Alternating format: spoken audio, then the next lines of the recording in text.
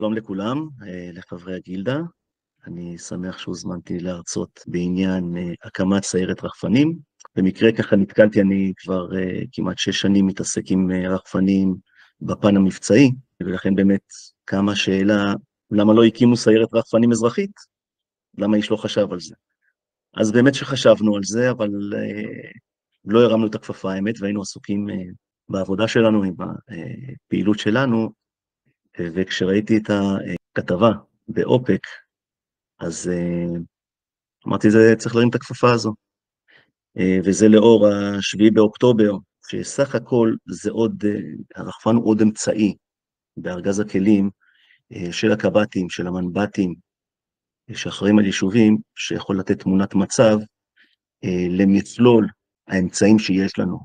מצלמות ציידים, מצלמות אנליטיות, חיישנים, ועוד הרבה דברים שאנחנו קצת ניגע בהם, אני לא ארחיב, אבל אנחנו ניגע בהם ואני אשתף אתכם. אז זה בעניין הקמת הסיירת, אני חושב שזה צו השעה, זה עכשיו, זה הזמן להקים סיירת כזאת בכל עיר, בכל יישוב, על מנת שבאמת תיתן תמונת מצב אמיתית לאירועים, ויכולת להשאיר את האנשים בשטח לקבל החלטות בזמן אמת. הקמת יחידת רחפנים דורשת תכנון מקיף, השקעה של משאבים, פיתוח והכשרת כוח אדם מיומן, ויישום טכנולוגיות מתקדמות.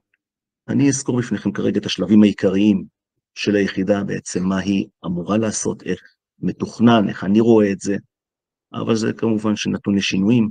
אני כן הייתי רוצה ככה לקדם את הנושא הזה, לתת את הפן המקצועי שלי, מה שאני אספתי, מה שאני ככה הכרתי במהלך הפעילות ב6 שנים עם רחפן, וזה הביא והניב תוצאות מדהימות. אז תוכן העניינים, אנחנו נדבר על ניתוח צרכים והגדרת מטרות, תכנון והקמה, גיוס והכשרת כוח אדם, פיתוח דוקטורינה ונהלים, ניסויים ואימונים, אוקיי? זה לא רק להחזיק רחפן, זה גם צריך להתנסות איתו, להתאמן ולהיות מוכנים, כי באירועי לחץ אנחנו ככה קצת יכולים לאבד את זה. הפעלה ושילוב של עוד יחידות נוספות, אם אנחנו מדברים על היחידה, שזה בטח יהיה בצמוד לכיתת כוננות, פעילות עם משטרה, קו תפר עם צבא, מג"ב, כל מיני כוחות שבאים ומשתלבים בפעילות, וצריך דבר ראשון שתהיה לנו שפה משותפת, לשתף את כולם באמצעים, נקודות חבירה, ועוד דברים שאנחנו נדבר עליהם. הערכה ושיפור מתמיד, אוקיי, אחרי כל אירוע, כל פעילות, אנחנו בעצם צריכים לראות מה היה, ולהשתפר, ולייעל, ולראות את השלב הבא, איך אנחנו באמת מריצים אותו.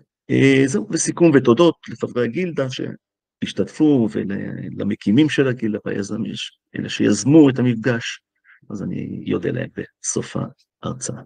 אז תודה רבה על הזכות להציג לכם.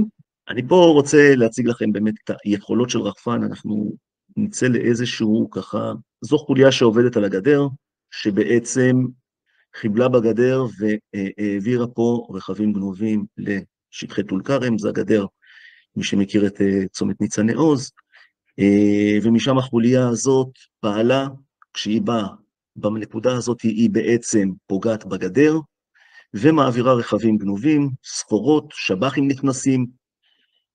לצה"ל היה קשה מאוד לתת מענה, מאחר ועשו עשרות פרצות כאלה על הגדר, לא יכל לתת מענה, היה לו קושי.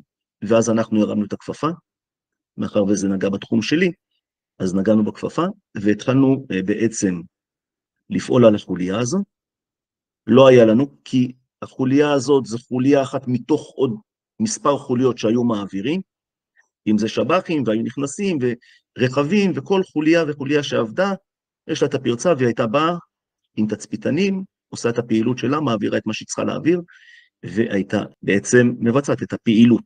אנחנו הרמנו את הכפפה והתחלנו לעבוד על החוליה. מה שכאן על הגדר למשל, בכדי לזהות את הדמויות בעצם, ולקבל אינדיקציות, שמנו שם מצלמות ציידים ועוד מצלמות אנליטיות, ככה שאת הפרצופים ואת האנשים כבר היה לנו. בעצם מה שלא היה לנו זה איפה הם גרים ואיך פועלת השיטה.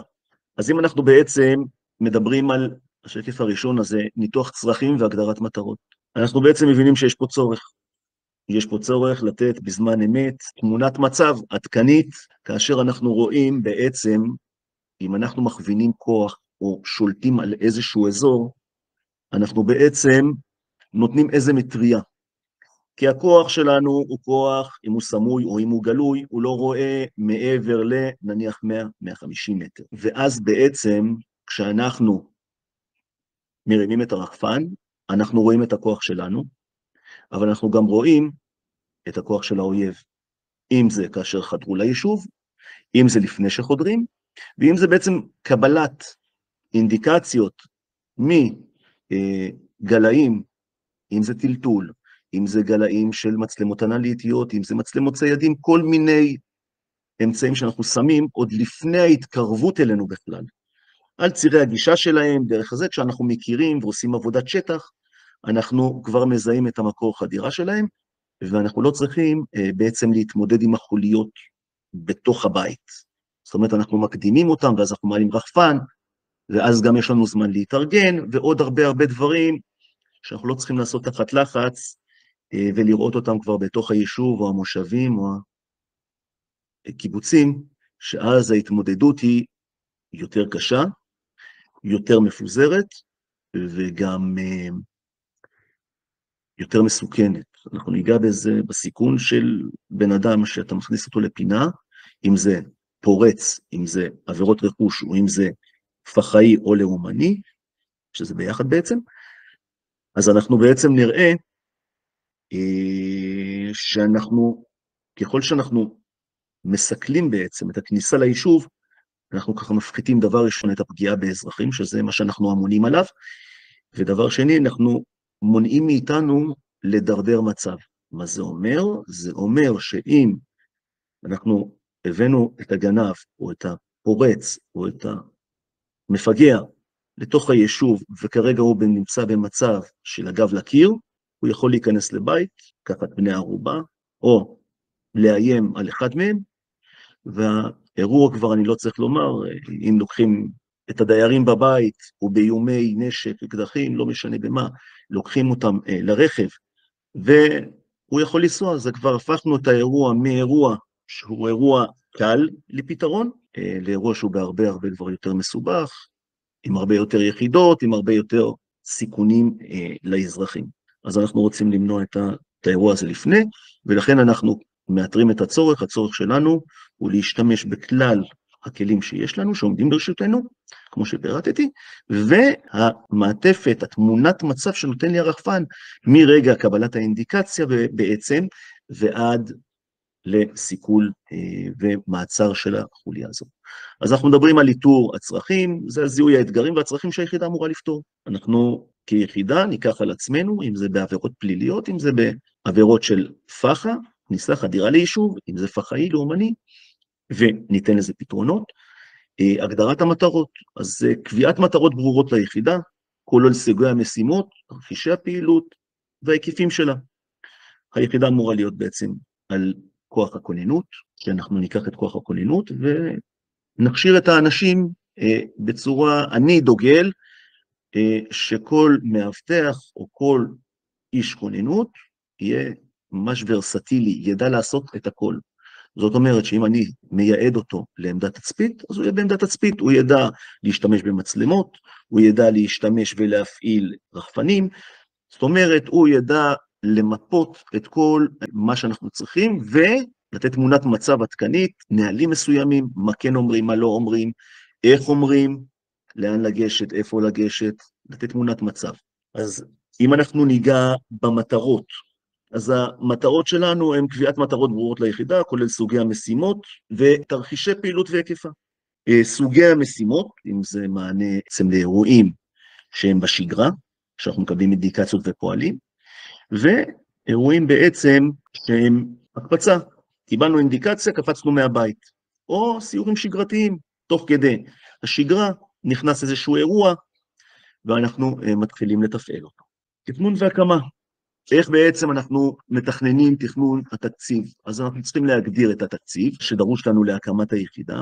הפעילות ביחידה היא על בסיס התנדבותי, ולכן אין לנו הוצאות של שכר כוח אדם. בעצם הכל מתפנה לרכישה של ציוד והכשרה של חברי כיתת הכוננות. יש לנו עוד עזרים שהם ציוד ומצלמות ציידים, סנסורים, אם זה על הגדרות, וכל מיני אלמנטים נוספים, שנותנים לנו בעצם אינדיקציות. אני לא רוצה, כמו שאמרתי, להתמודד עם האירוע בתוך היישוב, אני רוצה לקבל אותו כמה שיותר רחוק, בכדי להיערך ובאמת להיות מוכן. אז רוב התקציב בעצם מתוכנן על הכשרה ורכישה של ציוד. בחירת הטכנולוגיות. בחירת הטכנולוגיות, אז איזה סוגי רחפן? קב"טים, מנב"טים מקבלים תקציב, 40, 50, 60 אלף שקל, ורצים לקנות רחפנים בעלויות מטורפות. לפעמים אין צורך ברחפנים של 50 ו-60 אלף שקל, כי הרחפנים הם בעצם מגושמים, אנחנו רוצים להיות פרקטיים באירוע. לבוא, להרים תוך 3-4 דקות, אנחנו בתוך האירוע, ולא להתחיל לפתוח כל מיני כנפיים, ופרופלורים, ולהתחיל להסתבך עם 6 להבים, ואין צורך. לפעמים הרחפן הקטן, מגוון של רחפנים טובים, אבל אנחנו צריכים לאפיין את המטרה, לאפיין מה אנחנו באמת צריכים, ועל פי זה בעצם לקנות רחפן. וגם רחפנים של 5,000 שקל יכולים לעשות עבודה יפהפייה עם תוצאות מדהימות, מה כן גם שאתם קונים רחפן גדול, ההחזקה שלו יותר יקרה, הסוללות יותר יקרות, התיקונים יותר יקרים, יש פה הרבה בלאי, הרבה נחיתות, עבודה עם מזג אוויר שהוא, אז אנחנו מחפשים להפחית, אוקיי? אנחנו מחפשים להפחית את ההוצאות, ובעצם להיות פרקטיים, לבוא ולעשות את העבודה בצורה טובה, וגם חסכונית, אנחנו רוצים להתייעל. אז אנחנו נצטרך לתת מענה,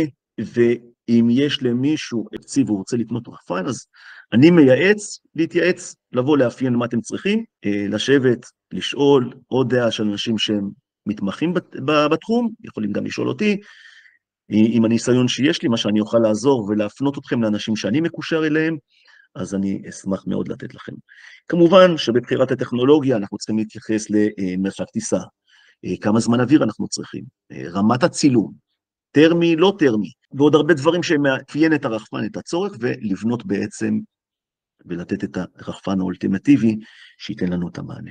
אנחנו גם צריכים להסתכל על היכולת בעצם בטכנולוגיה כשאנחנו מדברים, אז היכולת להעברת צילומים בזמן אמת. עכשיו, צריכה להיות לרחפן היכולת בעצם להעביר שידור לאחור, אוקיי? בקונטרול שלו, שזה עם המסך, אני בעצם משתף בלינק אנשים שהם אמונים על הגזרה, אם זה מפקדי תחנות, אם זה קב"א, אם זה מד"א, אם זה כוחות שהולכים לחבור, רבש"צים, רב"שים, שהולכים לחבור ככוח סיוע, ואז מה שקורה, אני בעצם שולח לינק, הם רואים תמונת המצב, כבר בהיערכות הזאת, אם זה בוואטסאפים או דרכי תקשורת אחרים, אנשים יודעים על מה מדובר, אפשר לחלק את העבודה, או רואים את הדמויות, אין דוצים, מפקדי הכוחות יודעים כל אחד איפה הוא נמצא, ואז בעצם דוקרים נקודה, רואים אותם על המפות, ויודעים שיש כוח של 6 אנשים פה, 5 אנשים פה, 4 פה, ואנחנו בעצם לא יוצרים דוצים. ב7 לאוקטובר ראינו באמת שהמחבלים נכנסו עם מדי צה"ל. עכשיו, מי שיושב עם רחפן, צריך להבין את זה שיכול להיות שיש התחזות לכוחותינו. וחס ושלום שנעשה איזה דוץ, כשאנחנו ניתן איזושהי הוראה למישהו שזה חיילים, והם יתקרבו וזה יהיה מחבלים, ואנחנו פה יכולים לגרום לדוץ שעלול לסבך אותנו מבחינת האירוע. תשתיות ולוגיסטיקה, אז בניית התשתיות הדרושות, כולל מרכז פיקוד, תחזוקה של הכלים, אחסון, מעבדת תיקונים זמינה. זאת אומרת, הכלי הזה צריך להיות נגיש, והוא צריך להיות מוכן. כל דבר, אנחנו צריכים להיות מוכנים. ולכן אני אומר, במקום לקנות ב-40 ו-50, אז אפשר לקנות 2-3 רחפנים, בסדר גודל של 7,000 שקל, 8,000 שקל שיש מצוינים, עם כל היכולות של הרחפנים הגדולים, ובאמת יהיה לנו גם בצוות. תחשבו, אתם נכנסים לאירוע, סוללה מחזיקה בין 30 ל-45 דקות, ולפעמים אנחנו נכנסים לאירוע שאנחנו נכנסים איתו לשעות של עבודה.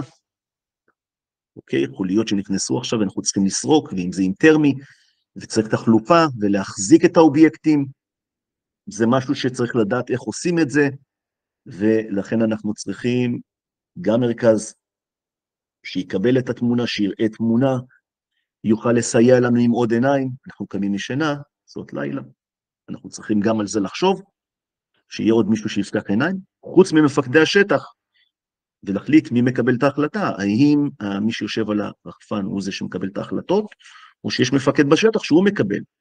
עכשיו, מה שקורה, ואני רואה את זה ביום יום, שבעצם כשמגיע הרחפן, אז הקב"ט לוקח אותו, המנב"ט לוקח אותו, והשאלה היא אם זה נכון. האם אתה צריך כמפקד על האירוע לקחת את הרחפן ולהתנהל דרכו, או לתת ולהסמיך אנשים אחרים? זה לא אומר שאתה לא תפעיל אותו, אבל באירועי אמת, אני חושב שהנכון הוא שהקב"טים, ראשי המפקדים של כיתות הכוננות, הם אלה שיובילו, ויהיה מישהו שנותן תמונת המצב לכוחות בשטח. אז גיוס כוח אדם. לא כל אחד שיש לו כישורים להטיס רחפן, הוא יכול להיות רחפניסט.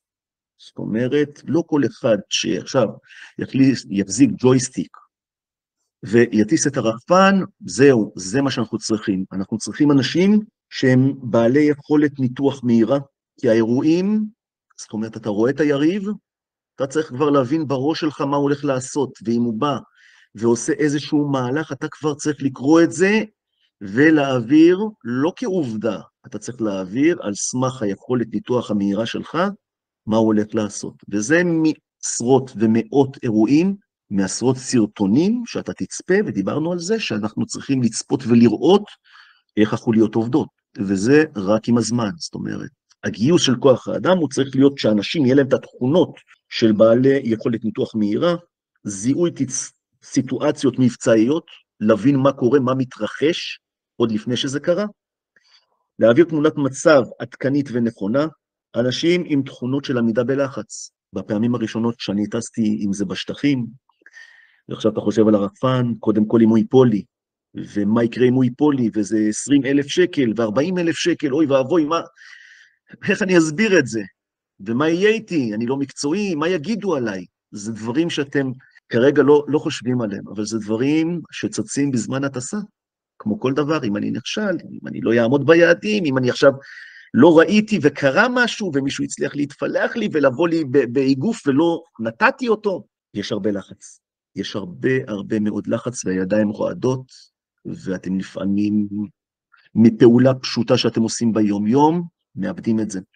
אז צריך לקחת אנשים שעם תכונות של עמידה בלחץ, קבלת החלטות תחת לחץ. לפעמים אתם אלה שרואים, ומפקד הכוח פתאום לא עונה, בחול, בטיול, הוא לא נמצא, אתם כרגע העיניים שנותנות, וחברתם לקוחות שחברו אליכם, ואתם נותנים את תמונת המצב, וצריכים להחליט, האם אנחנו תופסים את החוליה, כמו שאנחנו רואים פה, כשהיא בתוך הבית, נותנים לה לצאת מהבית, סוגרים אליה שהיא בתוך הבית, כל דבר, כמו שאמרנו, יש השלכות.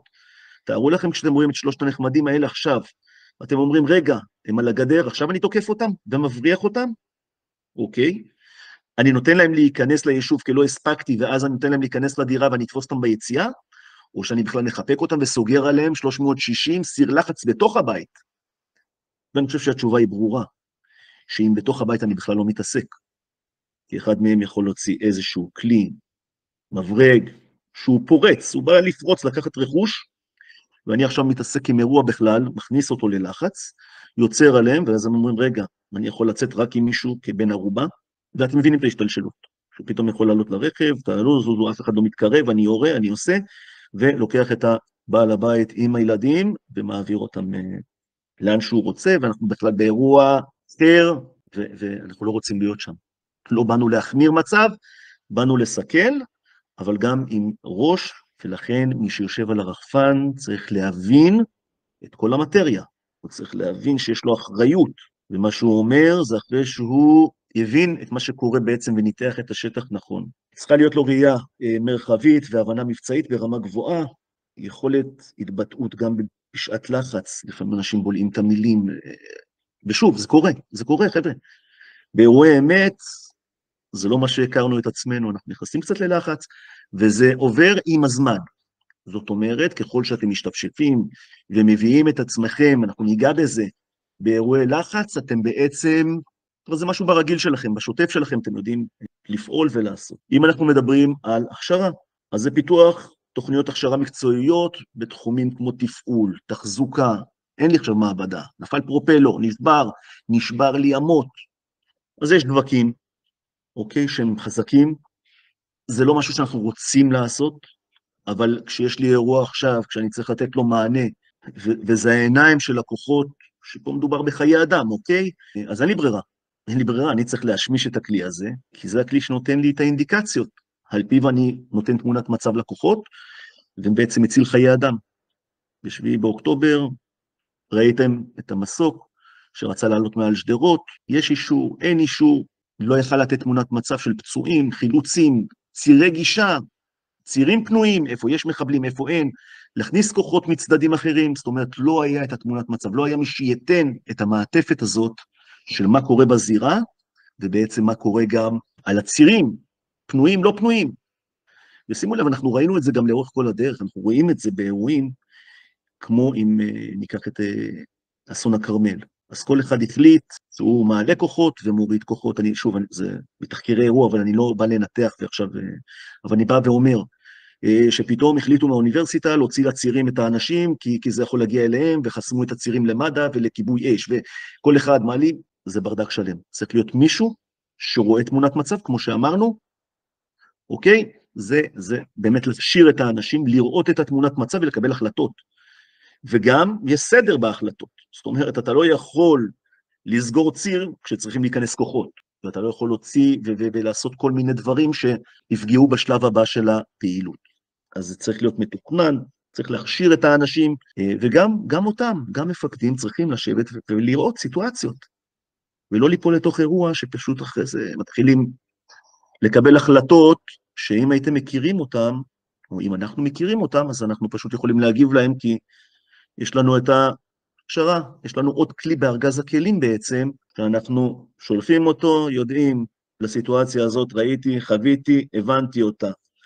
יש לי סד"פ, טק, טק, טק, טק, אני יודע להגיב אליהם, דפאות מסודרות לכל תרחיש ואירוע, ודברים שקצת יותר מסתבכים ויותר זה, אז גם להם אנחנו, תוך כדי האלתור וההיכרות שלנו עם סיטואציות מסוימות, נדע גם לזה לתת מענה, יותר טוב, פחות טוב, זה בסדר, אבל אנחנו נדע לתת מענה, ולא להתחיל לקבל החלטות שהן גורליות. אז זה לגבי ההכשרות בניתוח תרחישי אירוע, מעבר לכתיבת דפאות ותרחישים, כל הזמן תרחישים, לחשוב על הכל, פשוט על הכל.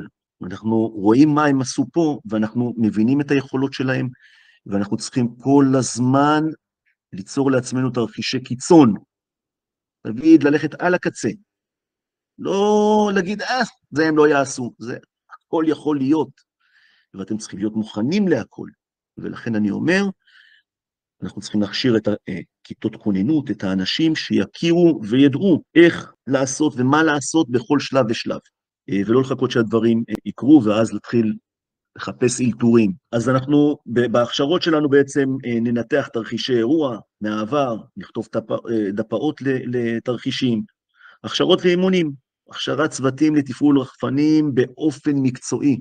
לרחפן הטרמי למשל, יש גם את העניין של הוויז'ן, ראיית לילה, ויש עוד כמה אופציות איך רואים טרמי, באיזה תמונות מסך, העברה מתמונות מסך שמקלות על המפעיל, לראות ולזהות תנועות בתוך שטח שהוא חם וקר, יש הרבה מאוד, למשל בטרמי, שאתה עומד ליד מקור מים, או אני לא רוצה לפרט כאן, אבל מי שבאמת יעשה את ההכשרה הזאת, יבין שצריך להיות מקצוען, ולדעת האם זה בן אדם, האם זה חיה, והאם זה סתם אבן שהתחממה, סלע שהתחמם. מכווין כוחות, מכניס כוחות למקום שהוא לא, ובדיוק ליד יש לנו את האובייקט שאנחנו מחפשים, ואז אנחנו מכניסים את הכוח והוא מפתיע אותה. אז צריך להכיר, צריך לדעת. ואנחנו לא מכניסים כוח עד שאנחנו בעצם לא סורקים את השטח, יש גם לזה סדר פעולות, איך עושים את הדברים, איך סורקים בכלל, איך מגיעים, הגעת לזירה, מאיפה אתה סורק.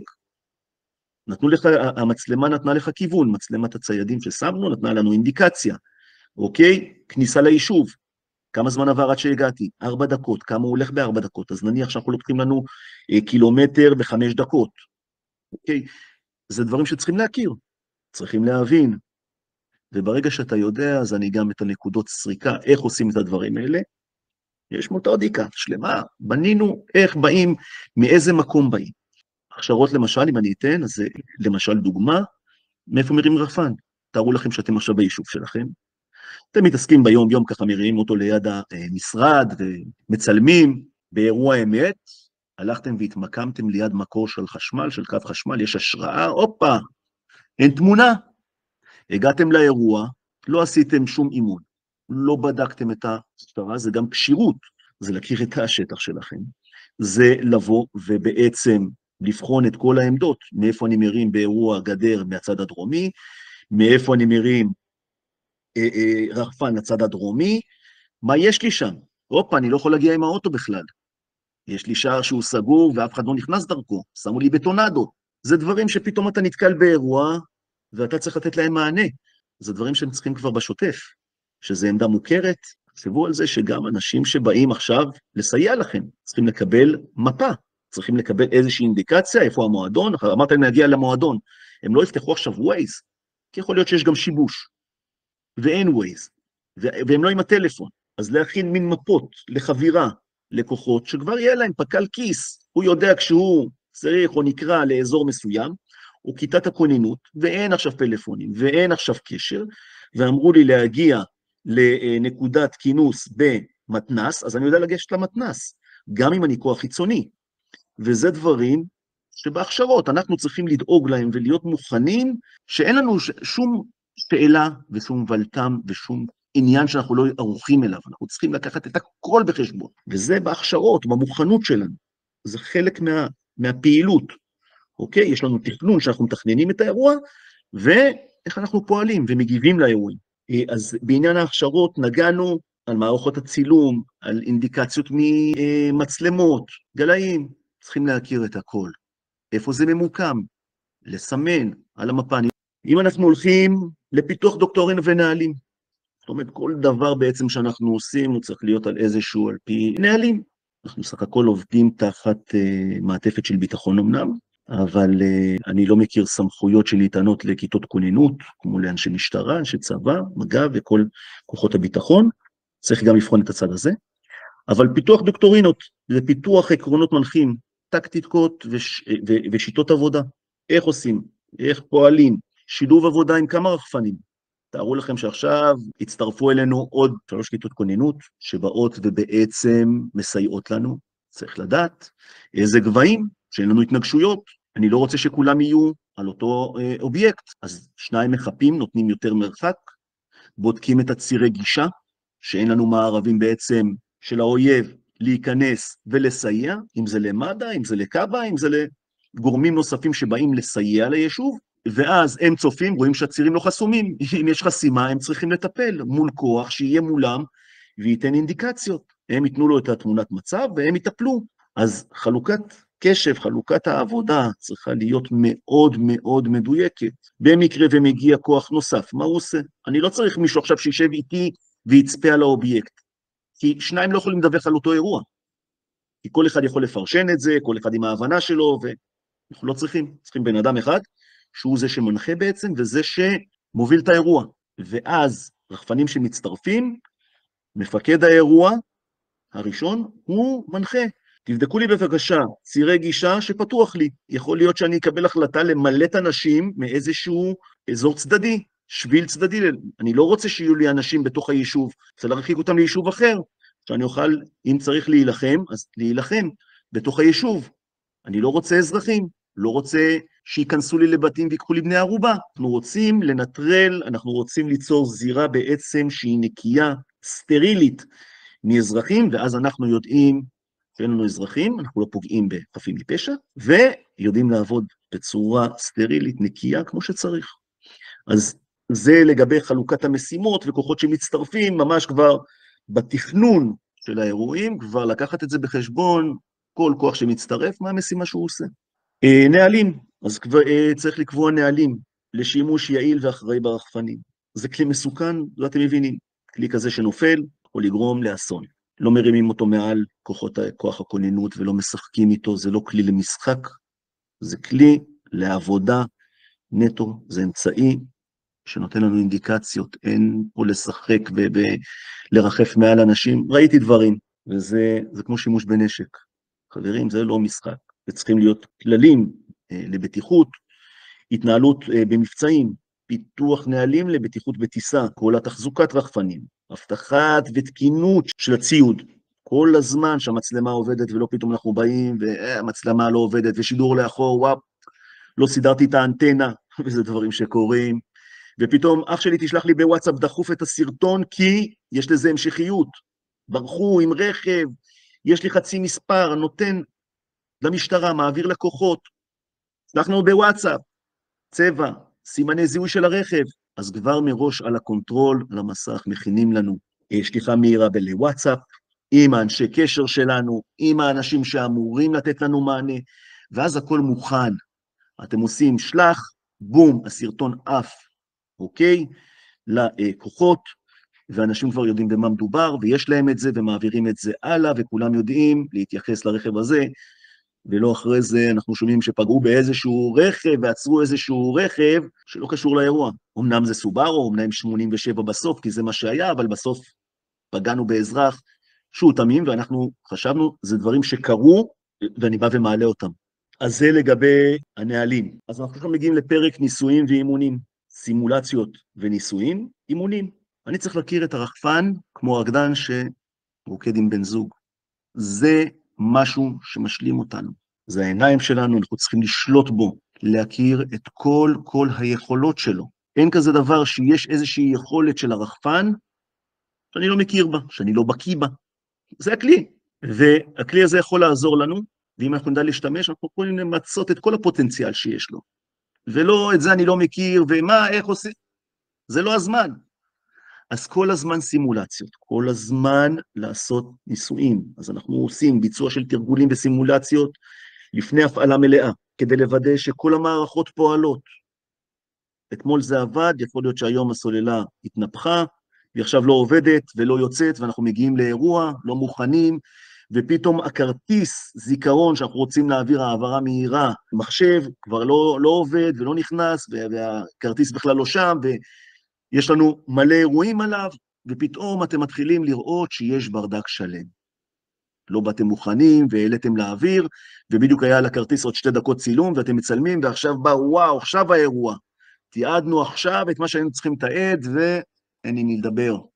תתחיל עכשיו להתעסק עם הרחפן, ולמחוק מהרחפן, וחברים, זה לא עובד ככה. צריכים לבוא, וזה סימולציות, כל הזמן. מוכנות, תכנון אמרנו, אז אנחנו צריכים לבוא כשיש לנו את הכל. וכל סימולציה, כל התקלה שאני אתן לכם, צריך להיות לכם כלי שאתם נותנים לו את הפתרון.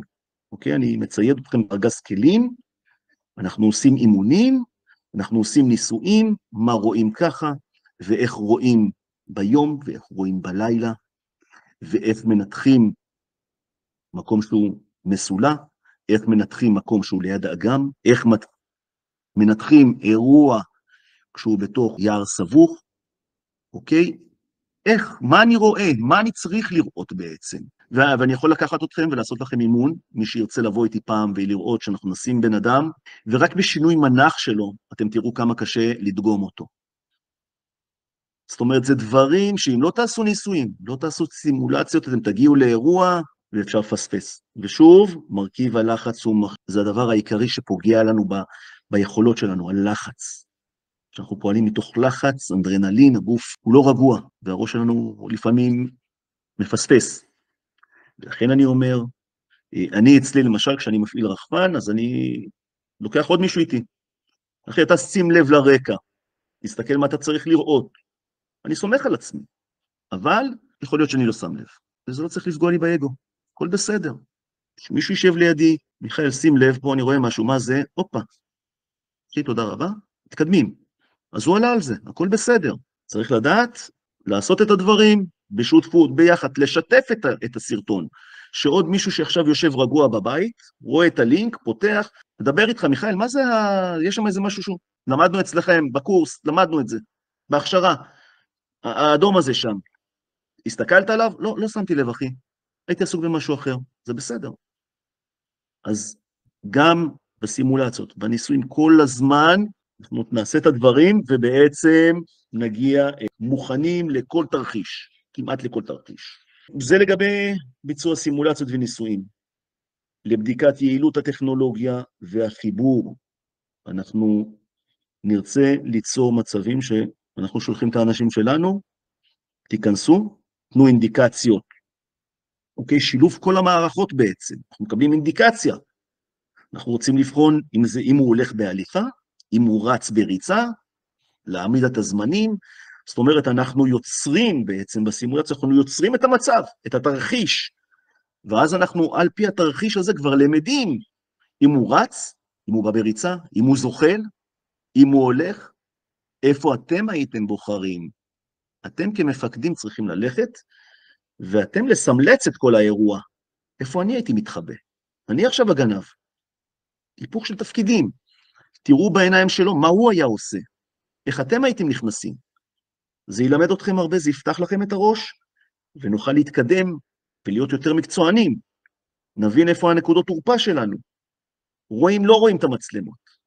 ואם ראו את המצלמות, הבריח אותם, לא יבריח אותם. כל הזמן לעשות את הדברים האלה. הגעה למקומות. לא תמיד יהיה לנו GPS, לא תמיד יהיה לנו את הטלפון, רצנו, שכחנו. אנחנו צריכים להכיר את המקום. למה?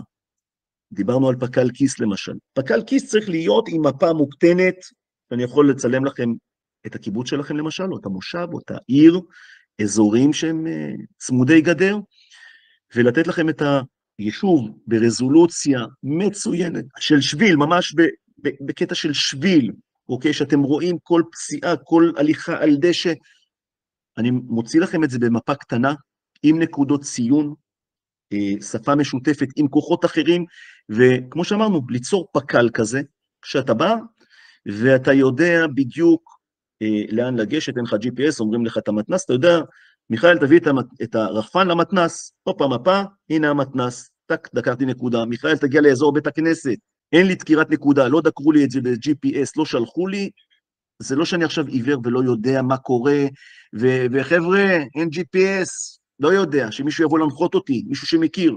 מה זה מישהו שמכיר? באת לאירוע, תהיה מוכן לאירוע. אז תעשה את השיעורים לפני כן, זה האימונים. ואם אתה נותן מענה ליישוב לידך, לך תכיר. תביא לי את הפקל בבקשה, תטיס. כמו שאמרנו, אתה מטיס, אתה רואה את המקום, אתה רואה איפה יש לך את הנקודות חולשה שלך, איפה פתאום אין לך קשר עם הרחפן, תדר לא עובד, שידורים לא עובדים, מיסוכים, כל מיני דברים שאתה לא רוצה שיצוצו לך באירוע. ואם הם כבר צצו, עכשיו אתה תתחיל למצוא להם פתרונות. אוקיי? תעבוד על שני תדרים. רחפנים עם שני תדרים.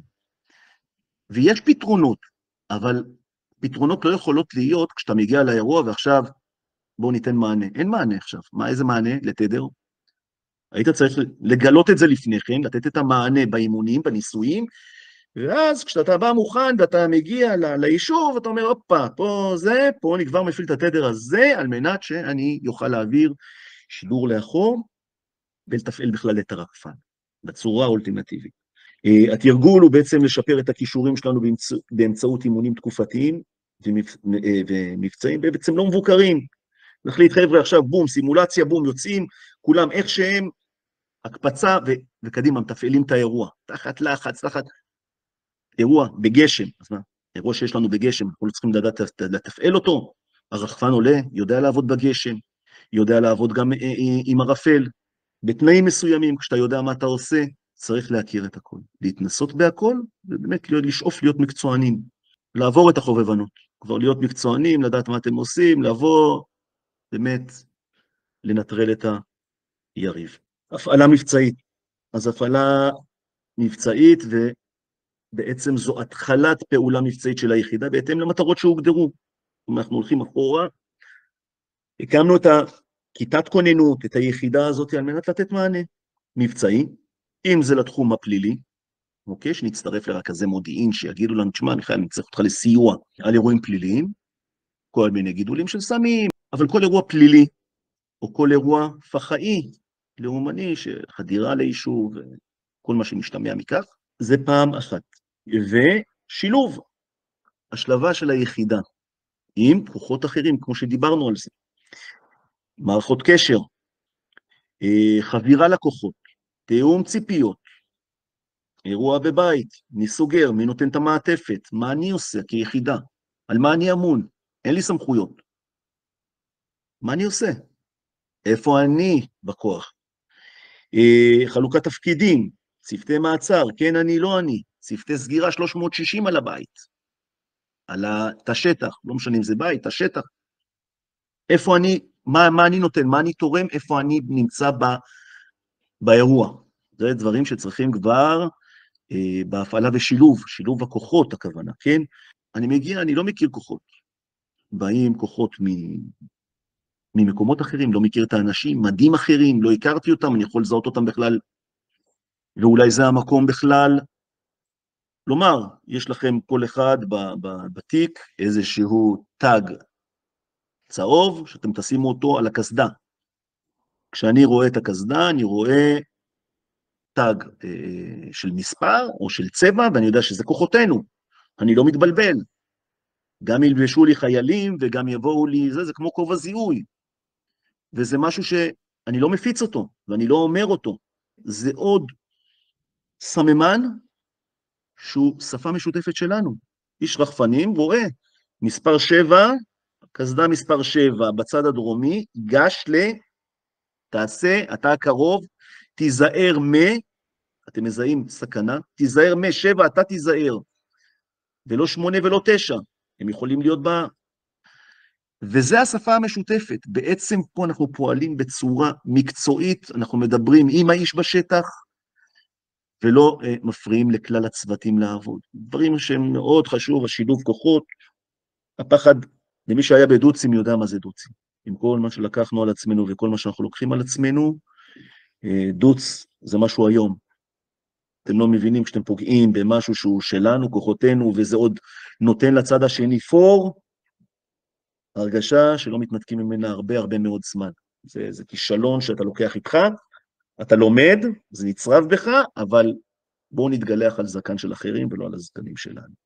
זה מה שתמיד אני אומר. בואו ננסה להיות מקצועיים, ואיפה שנפלנו, נפלנו. אוקיי? זה לא אומר שאם אנחנו עושים ומתכללים את הכל, לא יקרה, אבל לפחות בשילוב כוחות של כוחותינו, שלא נפגע אחד בשני, קודם כל. אחר מכן, אם יש דברים שהם לא הובנו, ולא תפסנו ולא הצלחנו, בסדר, יבוא ההזדמנות השנייה. כל עוד לא נפגעים בנפש ולא מישהו שילם על זה, אז הכל בסדר. אבל אנחנו נשאף לבוא באמת מוכנים לכל תרחיש ולתת את המענה ולסגור את האירוע כמו שצריך. אווירה באוויר, הכפפה של רחפנים. אתה עובד עם עוד בן זוג, מה אתה לוקח, מה אני לוקח, איזה גבהים אתה טס.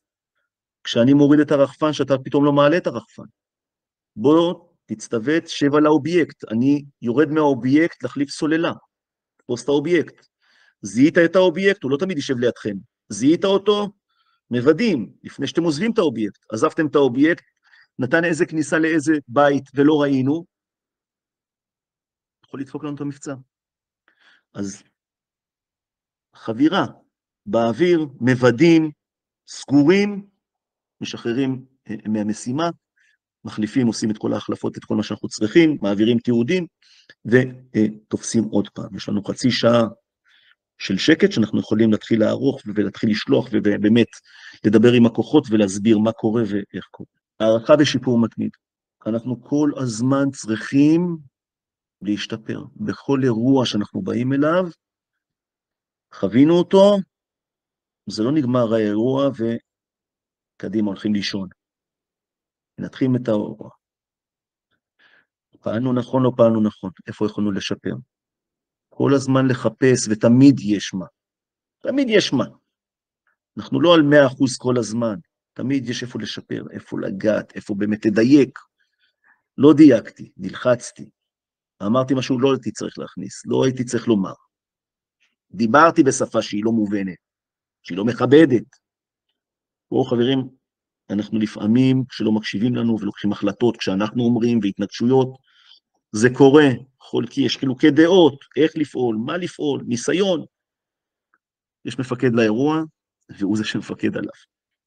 אז זה שאתם רואים, וזה נעשה משהו בניגוד למה שאתם חושבים, אתם חלק מצוות, ואם יש מפקד לאירוע, אז זה מפקד לאירוע. הוא מחליט והוא מקבל את ההחלטות.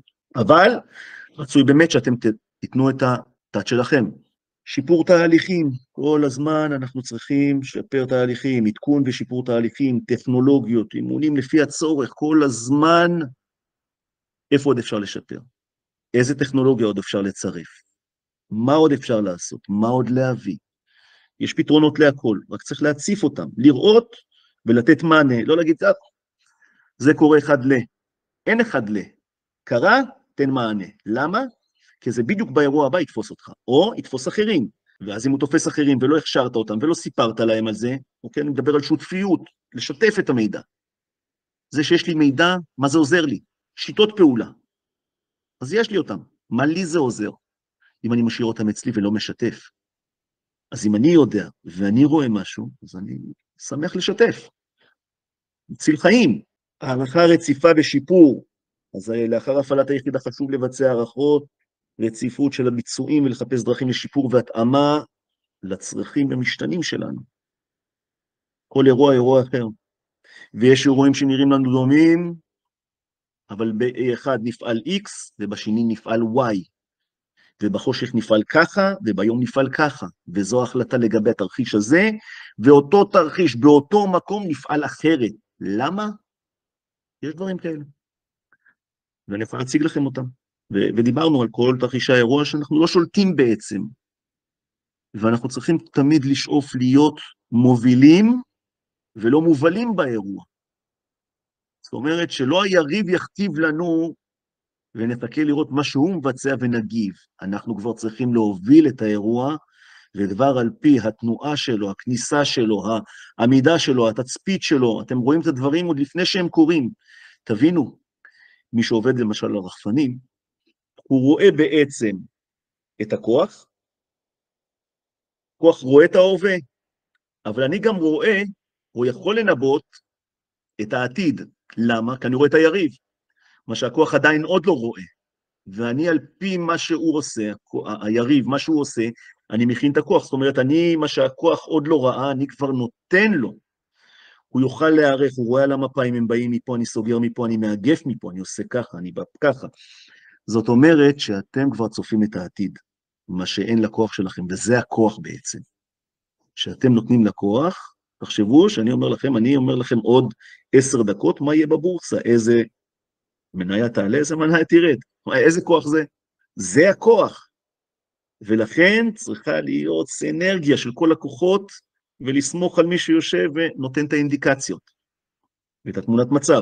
וזה דברים שצריכים לעבוד עליהם. מניסיון אני אומר. כי כשאנחנו מגיעים, אנחנו עובדים עם כל מיני יחידות, כל אחד אני קובע, ומי אתה, ומה אני, ומה לעשות, זה ככה. לפעמים האגו קצת מוביל אותנו, ואנחנו צריכים וחייבים לדרוך על האגו, לעזוב, חבר'ה, יש מבצע, כולנו רוצים להצליח. לא אכפת לי, הלאה, אני נותן לך את הצד שלי, תשוט עם זה, תרוץ עם זה, וככה צריכים לבנות בעצם את הפעילות. אני מקווה שככה נגעתי באמת על קצה המזלג, כי לכל סעיף וסעיף שנגענו פה, זה עולם ומלואו. תודה לכם לכולם על ההקשבה.